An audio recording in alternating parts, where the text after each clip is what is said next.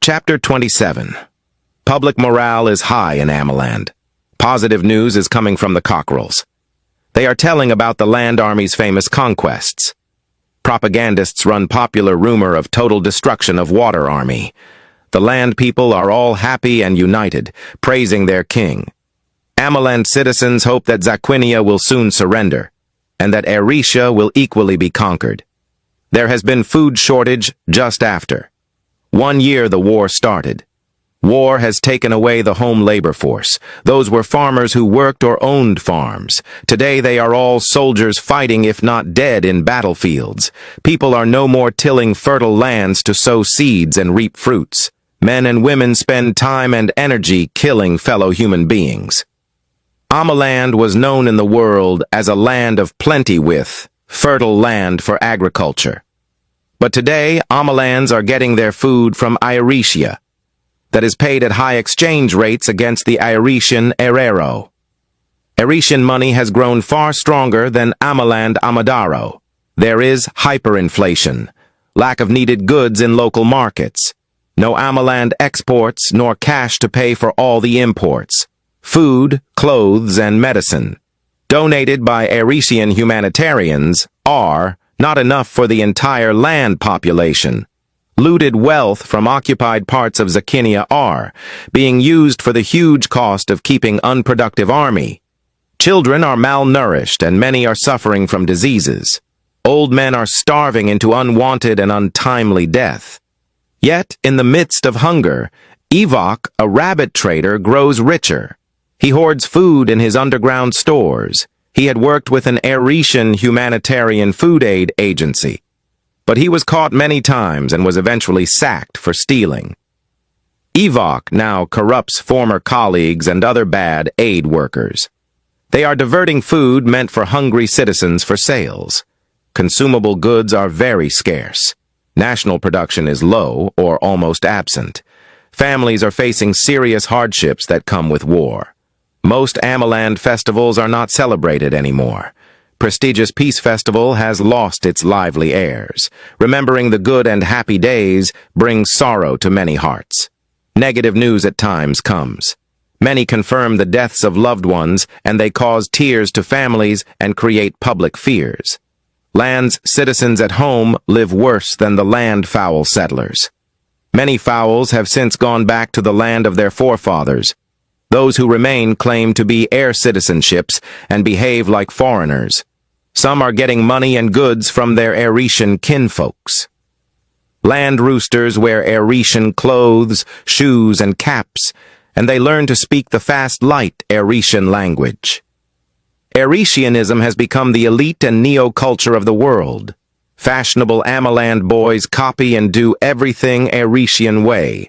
Some of the land boys wear colorful artificial feathers and wings. Many Amalands are envious of these pseudo-alien chickens who are enjoying in midst of starving land citizens.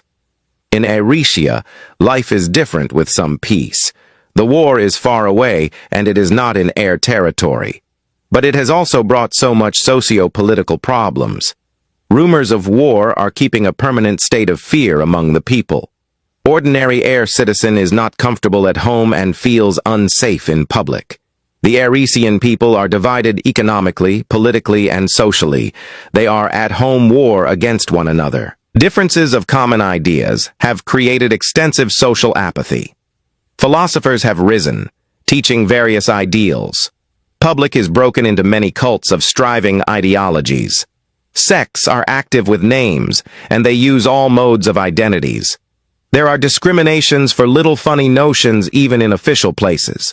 Random violence, killings, and terrorist attacks reign in public centers. The development of world war determines trends of the world markets. Prices go up and down for every product and service all over the nation. Therefore, the defeat of Amaland would bring a more stable situation, while any eventual defeat of Zaquinia by Amaland would spell serious threat to all Erishans. There is a charged Erishan nationalism that reacts to all the war news. Agricultural revolution and weaponry inventions have led Erisha to fuller economic transformation. There has been great national prosperity in a comparable short time. It was brought by rising demands for weapons with other edible items. Warring nations have acute need to maintain their unproductive armies. Grupakov designed an extensive irrigation program, and he established mechanized commercial farms. Waterways have been constructed from the ocean that turned former desert wastelands into arable gardens. Today, other large and small mechanized farms are still appearing, and they produce for both exports and home consumption.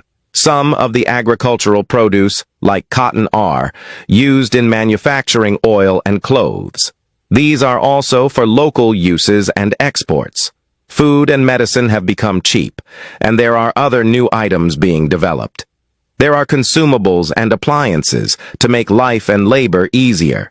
The Eretan is no more suffering, and poverty rate is now very low.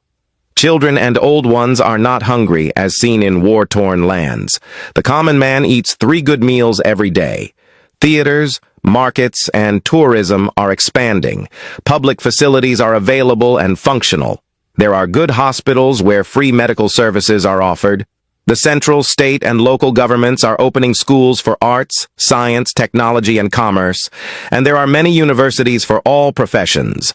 Roads are being improved for goods and persons. Technology and communication explode. Although Eretan has prospered, there is cultural crisis and spread juvenile problems.